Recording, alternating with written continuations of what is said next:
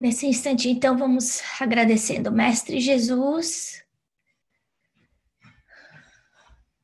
pela oportunidade que temos aqui de estudo nessa noite mais uma vez, acompanhando André Luiz na sua jornada de aprendizado no plano espiritual. Que nessa noite, mais uma vez, Senhor, nós possamos ser acompanhados, envolvidos, amparados pelos mentores, pela equipe de André Luiz, de Emmanuel, que nos sustentam, que nos inspiram, para que nós possamos aprender dessas lições a maior quantidade de informações possíveis. Ajuda-nos, Senhor, a galgar lugares mais altos, a conquistar a nós mesmos, a acertar mais e a errar menos, Senhor, trazendo o teu amor e a tua paz para dentro de nós. Graças a Deus. Vamos pedindo também por todos aqueles que participam desse trabalho junto conosco, semanalmente, estudando André Luiz, mas que por algum motivo não puderam nos acompanhar nessa noite, que eles também possam ter seus lares visitados e possam ser amparados pela equipe do bem. Amém. Bom, hoje o capítulo é o capítulo 7, não sei porque ele está no 8, que mexeu comigo em vários aspectos. Primeiro, a gente está vendo, né, uma casa que acabou de terminar o Evangelho no Lar, uma casa evangelizada, não é uma casa espírita, é uma casa evangelizada, no sentido de ter religiosidade, vivência de Jesus, o desejo de aprender e colocar em prática os ensinamentos de Jesus. Mesmo assim, tem um espírito que está lá dentro, um espírito ignorante, sofredor.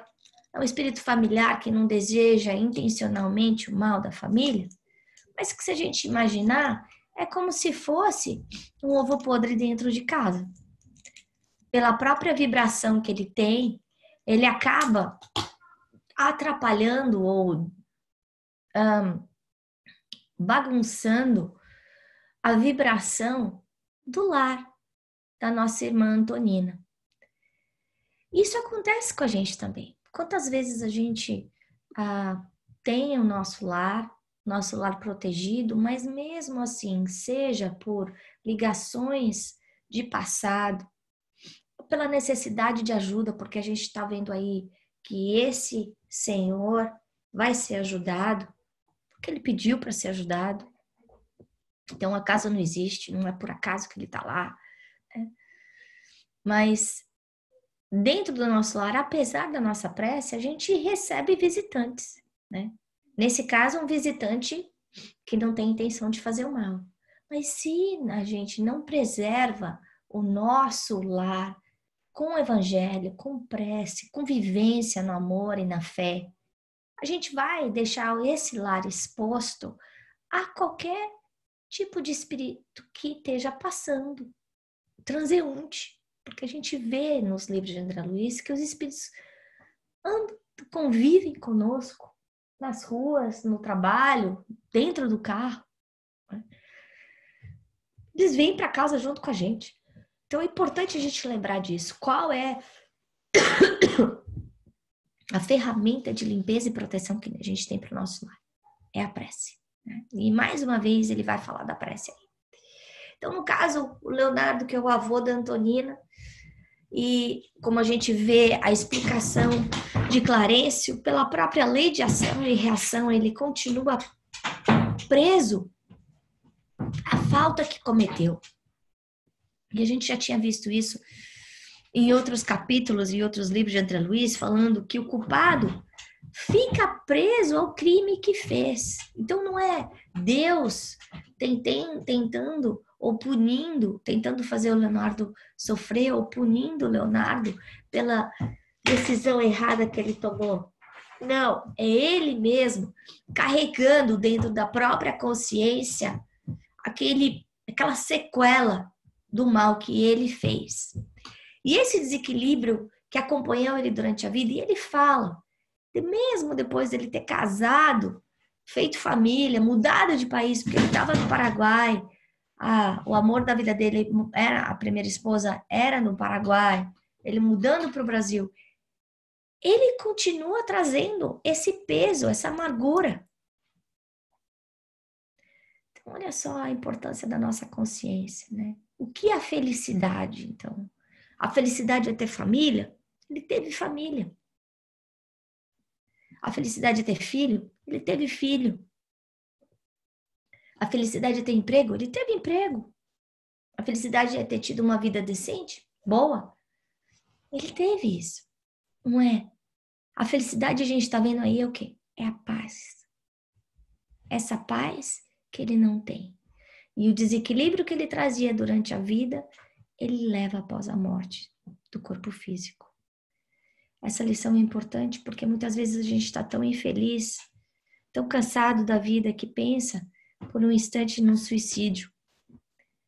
E a gente se esquece que o sofrimento que a gente está passando, que a dor, o desengano, vai continuar do outro lado. Tudo que a gente é, continua após a morte. Né? Se nós estamos nessa vida aprisionados pela culpa, pelo ódio, pelo desejo de vingança, a gente vai continuar a levar essas mesmas algemas para o outro lado. Por isso que Jesus falou, perdoai não 7 vezes, mas 70 vezes 7 vezes, que foi a lição do Evangelho. A importância da gente encontrar essa paz. O perdão não pelo outro, o perdão porque é o ticket de entrada para a minha paz. Nesse caso, o inferno não está num lugar geográfico, não tem latitude e longitude. Ele está dentro da mente dele. Esse é outro exemplo, como a gente já viu no mundo maior, a loucura sobre novo prisma. A loucura vista no plano espiritual. Né? Ele trazendo toda aquela mágoa, toda aquela intemperança, e quando ele começa a falar do que ele fez e do ódio que ele tinha do amigo, do ex-amigo, a sua aparência se transforma. Olha que coisa poderosa. Então, a gente, quando pensa, nós estamos imantando a nossa aparência. Por isso que muitos médiuns falam do que eles veem, qual é a aura que eles enxergam, a cor da aura que a gente carrega junto de nós, né? E aí, ele sendo consolado por André aí ainda engatinhando aí no processo de doutrinação, e a gente vê ele muitas vezes comentando como Clarencio tinha uma facilidade muito maior de saber entender e se comunicar com esses espíritos sofredores. Ele fala, para ele, né? Para ele ter fé, para ele rezar.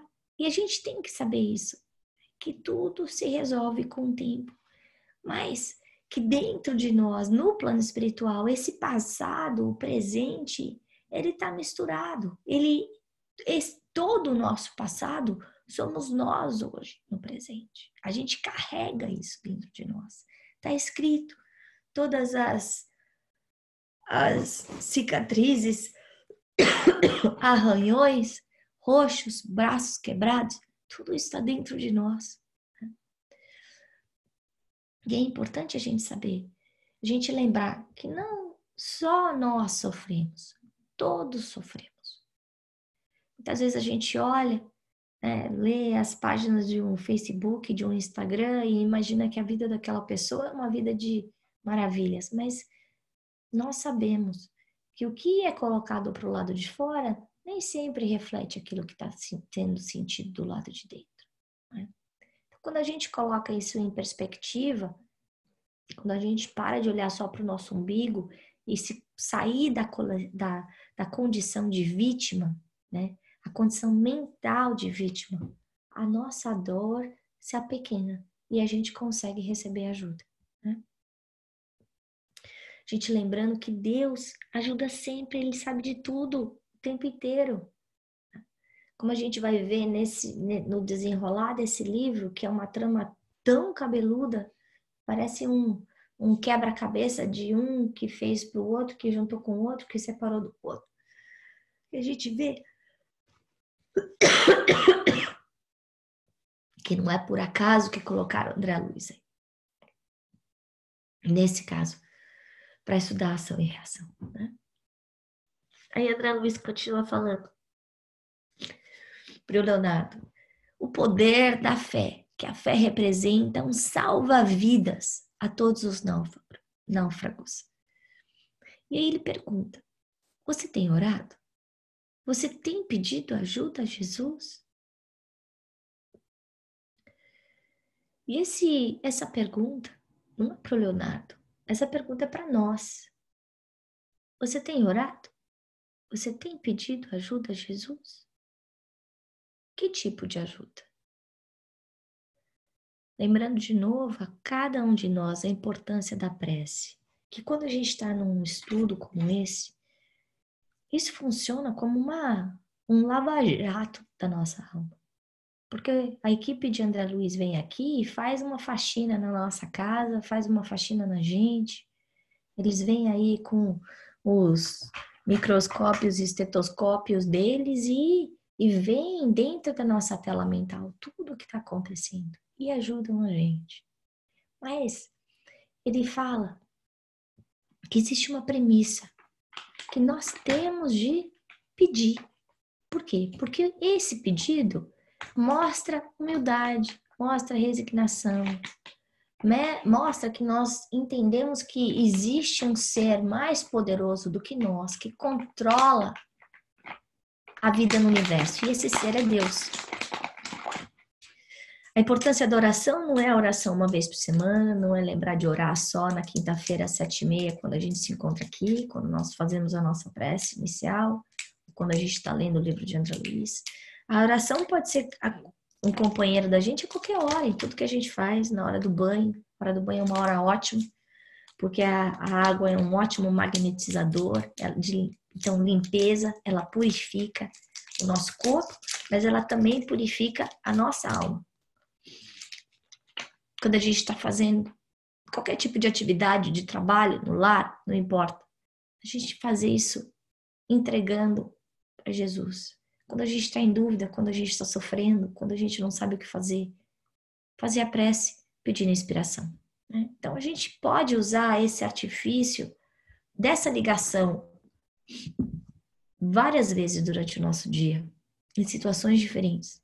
E cada vez que a gente vai ligando, a gente vai conectando um fiozinho. E quanto mais fiozinho a gente conecta, mais forte fica essa ligação entre nós e Deus.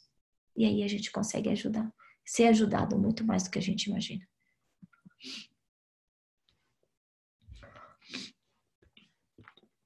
Isso do pedido da gente, a gente já viu em outros livros de André Luiz.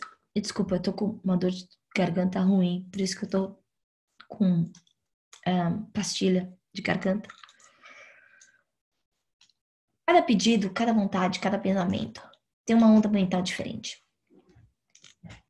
E, como a gente viu no capítulo 1, dependendo dessa onda mental, da qualidade dessa onda mental, de mais amor, menos amor, mais ou menos apego, ela vai alçar lugares mais perfeitos ou não. A gente lembra aí quando o Clarício estava explicando da prece refratada. Então, a gente lembrar que a prece não é uma fala decorada. A prece não precisa ter palavra bonita, não precisa ser comprida, não precisa ser complicada. A prece precisa ser sentida. Um simples Deus fica comigo é uma prece. Um amém é uma prece. Um graças a Deus é uma prece. Vela por mim é uma prece. Toda vez que eu impregno as minhas palavras com o meu pensamento de amor, de humildade, de entrega, porque a prece é entrega, fé é entrega. Essa a gente solta. Enquanto a gente segura a prece, enquanto a gente fica muito apegado com aquilo que a gente está pedindo, a prece não vai. Então, essa é como se a gente comparasse essa prece a um balãozinho. A gente precisa entregar esse balãozinho para Deus, soltar o balãozinho para Deus, em vez de ficar segurando esse balãozinho na nossa mão. A prece a gente sabe que muitas vezes a gente faz gritando com Deus, brigando com Deus, revoltado. Essa prece não vai resolver. Isso não é prece. Como a gente está falando com esse ser maior, a gente tem que falar com respeito, com amor. A gente precisa conversar. Da mesma forma que a gente não consegue escutar alguém que está gritando, Deus não escuta quando a gente está gritando também. A gente precisa se acalmar para conseguir falar com Deus, né? Mas uma coisa a gente pode ter certeza, isso que acalma o nosso coração. Ajuda está sempre ao nosso redor. Você vê que nesse caso, Leonardo nem sabe, a ajuda já está lá, ele que não estava vendo, né? Por sinal, já estava antes, a gente vê que André Luiz e o Hilário, eles têm que materializar mais o seu perispírito para que eles pudessem ser visíveis, por causa da diferença de vibração. Pela baixa vibração, baixa evolução do Leonardo, ele não conseguia enxergar a luz. Não é que a luz não tivesse. Então, quantas vezes isso não acontece com a gente, né? A gente tá aí que nem criança, né? Correndo, pedindo ajuda, gritando, esperneando e tal, e a ajuda tá aqui do lado e a gente não tá vendo. Não é que a ajuda não tá, é nós que não estamos enxergando. Para receber ajuda, a gente precisa nos melhorar, nos ligarmos a Deus.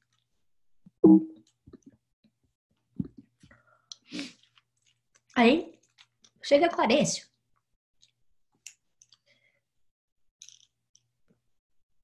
E ele olha pro Leonardo e fala, permanece dementado. Gente do céu. Duas palavrinhas. Então, quando a gente está nessa emoção de raiva, de vingança, de ódio, de querendo tirar satisfação, quantas vezes a gente já não passou por um papel desse na nossa vida? De crianças no jardim da infância a adultos maduros no trabalho, querer tirar desforra, botar em pratos limpos, fazer justiça. Nós permanecemos dementados. É assustador ouvir isso. E aí chega esse mentor, esse ministro do nosso lar e mostra pra gente em letras largas, tá? Isso é loucura do ponto de vista espiritual. Então vamos parar. Sinal vermelho, luz piscando, pem, pem, pem, pem, pem. Quando a gente entra nesse círculo vicioso de querer fazer o mal, de perseguir, de ódio, nós nos envenenamos. Nós entramos num ciclo de auto-hipnose, de loucura, de cegueira, que é o que ele tá passando. O Leonardo, ele é um cego espiritual. Com os olhos do perispírito, ele enxerga. Mas ele não enxerga a realidade. Ele enxerga o que ele vê, o que ele quer ver. Será que isso não acontece com a gente também? Será que dentro da nossa casa, o que a gente está procurando não é também distorcido pelo nosso desequilíbrio emocional, mental? E Clarencio vê isso, imediatamente ele bate o olho. Ele está enxergando a tela mental inteira dele. Então, a gente anda aqui atrás como se tivesse uma televisãozinha assim, a Comcast, mostrando aí todo o teleprompter de tudo que a gente fez. André Luiz e Hilário não conseguem ver. Por quê? De novo, porque consegue ver mais, quem sabe mais. Mas Clarencio chega e já enxerga tudo que está acontecendo com ele. O passado dele, o presente, o porquê que ele está passando por tanta dor. E ele descreve em detalhes o delito que foi cometido. Uma coisa que é importante a gente lembrar é que em outros livros de André Luiz, a gente vê, por exemplo, no livro de Libertação, que nós não estudamos ainda, mas nós estudamos no Ação e Reação, mencionado a escola de vingadores. Tem muitos obsessores que são altamente treinados. Eles conseguem enxergar a nossa tela mental, assim como o obsessor. Eles conseguem perceber através dos nossos atos, dos nossos comportamentos. Eles sabem realmente quem nós somos. Eles cobram a gente por isso. Nesse caso, ele tá vendo? Não para usar para o mal, não para fazer a gente sofrer, mas para ajudar. Mas essa é a nossa veste nupcial, a nossa tela mental, que nós levamos conosco, onde quer que nós fomos, aqui e do outro lado. Por isso que tem gente que a gente encontra, a gente tem vontade de abraçar. Tem gente que a gente encontra que a gente tem, que parece um porco-espinho. É a tela mental, que emanta a vibração ao redor do corpo inteiro. E a gente vai perceber aí ele contando do assassinato de Esteves, da paixão de Leonardo por Lola, da consciência pesada de ter largado Esteves.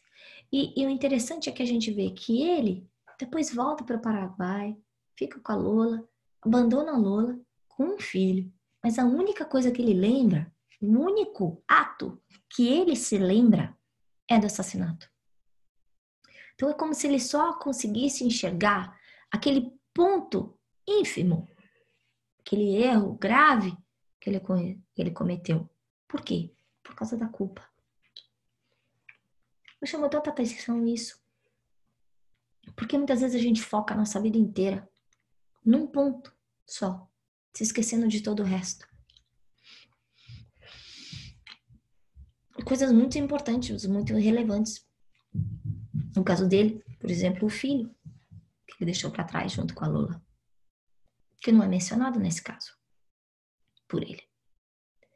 Então, vamos parar para pensar como é que a gente está vendo a vida, que foco que a gente está colocando na nossa vida, como é que nós estamos encarando a prece, e como é que nós estamos controlando as nossas emoções nos desafios do dia a dia. Né? Então, para encerrar, eu coloquei 3 perguntinhas para a gente pensar. A primeira é a pergunta capciosa que Clarencio faz para ele, para o Leonardo. Que procura, meu irmão? Gente do céu, que pergunta difícil de responder, né? Então eu pergunto para cada um de vocês, como eu perguntei para mim, o que você está procurando? Porque você vai achar. Outra coisa para pensar é a tela mental. Esse livro aberto que a gente carrega atrás da gente, junto conosco.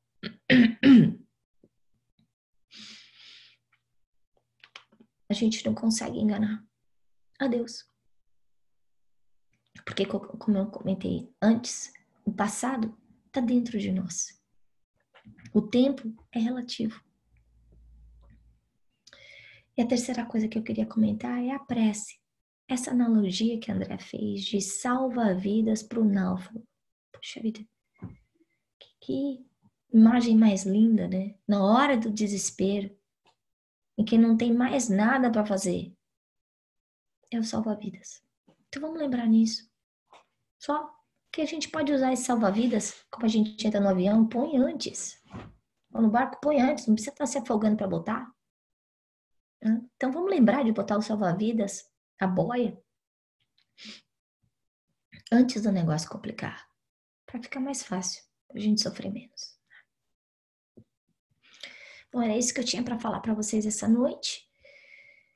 E agora eu vou tirar vocês do mute para vocês fazerem nos comentários as perguntas.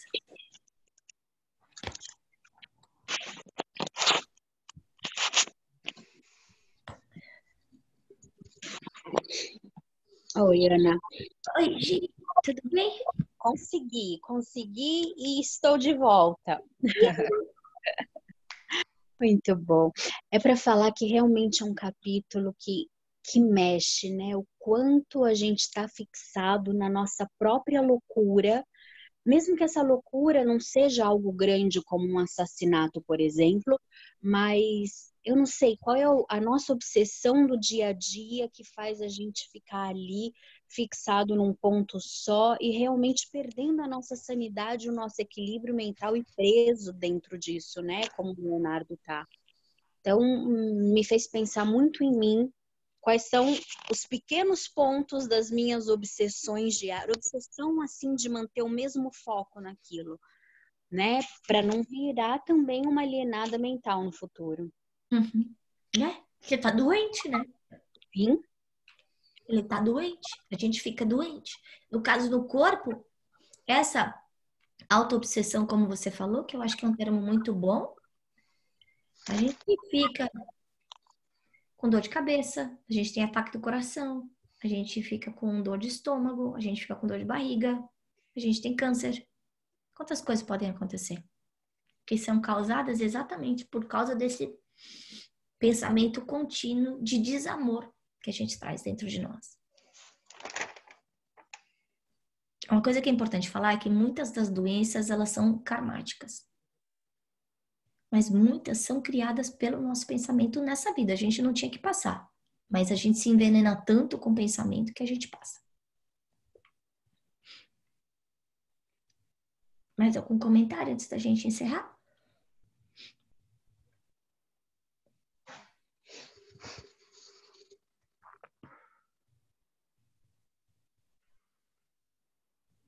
Então tá bom. Pode. Eu esperei.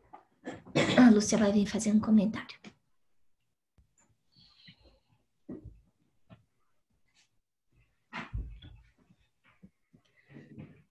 Meus queridos, realmente esse capítulo tem itens importantíssimos para a nossa reflexão. Mas, como já foi muito bem explanado pela Ana,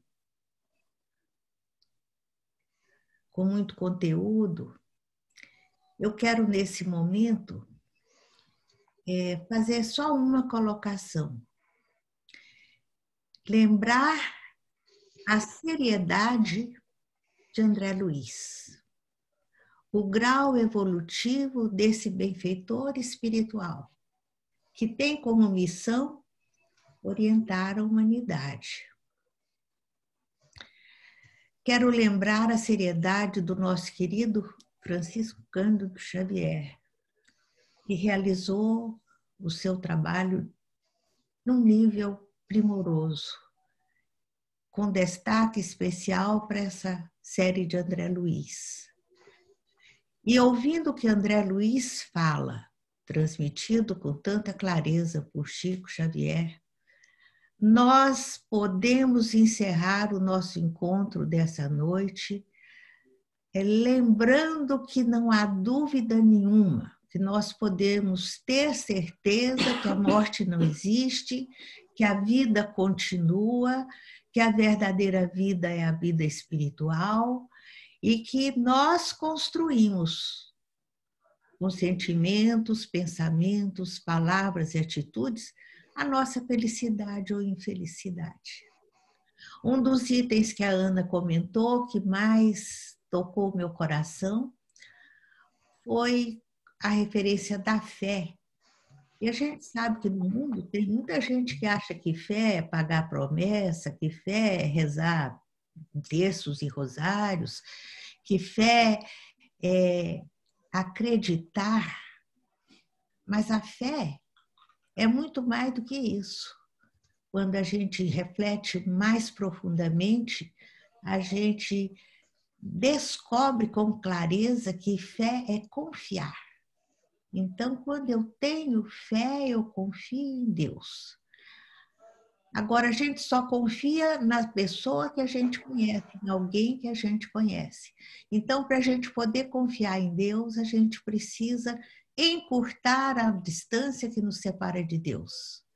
A gente precisa cultivar o hábito da prece, que também foi tão bem explanado na noite de hoje, para que a nossa harmonização com Deus seja plena, seja a melhor possível, para que nós possamos ter as melhores condições de vida no nosso dia a dia.